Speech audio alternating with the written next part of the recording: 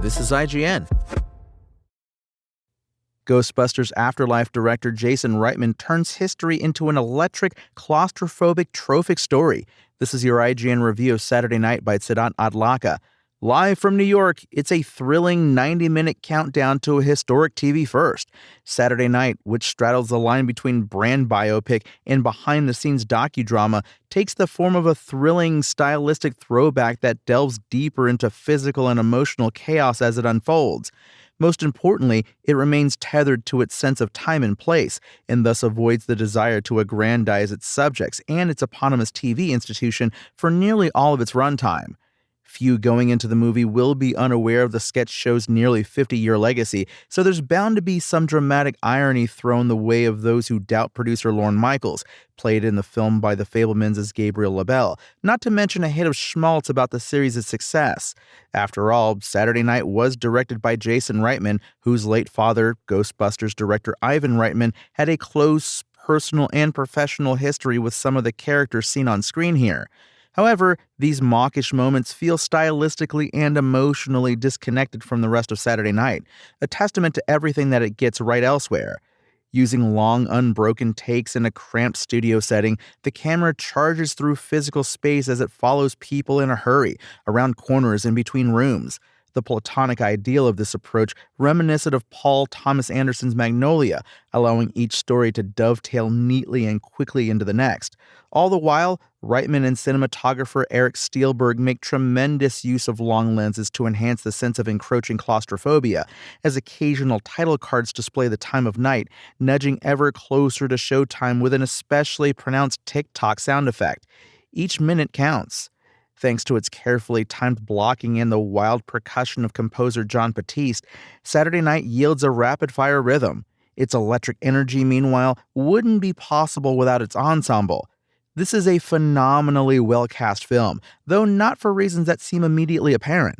With such well-known entertainment figures, there exists the possibility of rote impersonation, but each actor seems to take a wildly different approach to their respective role, albeit with good reason.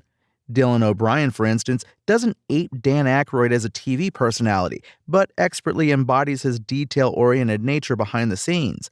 Matt Wood makes for a spitting image of the real John Belushi, but imbues even his most caricatured moments with a somberness, befitting the emotional arc Reitman and his co-writer give their Belushi arc, a desire to be taken seriously.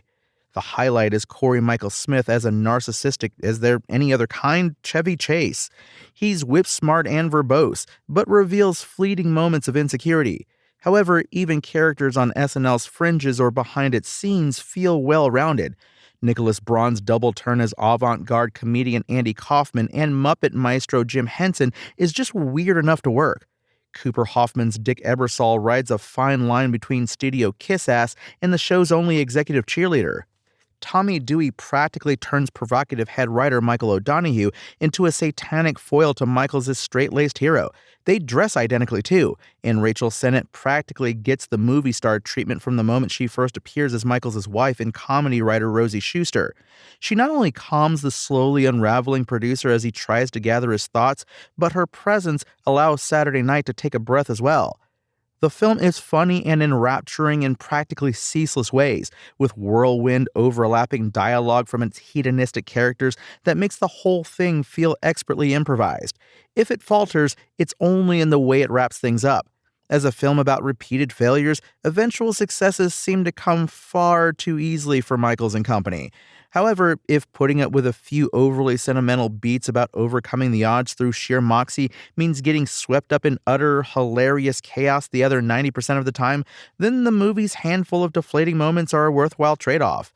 Saturday Night director Jason Reitman finds his footing as a cover artist by holding back on nostalgia for as long as possible. With a cast that takes wildly different approaches to characters we already know from film and TV, and a camera that never slows down, Saturday Night is chaotic in wildly enjoyable ways. The lead-up to the historic premiere of SNL plays like an extended 90-minute climax. Saturday Night's IGN score? 8. Thanks for listening to IGN. My name is Tony Jackson, and for the latest Saturday Night updates, visit us at IGN.com. Spoken Layer.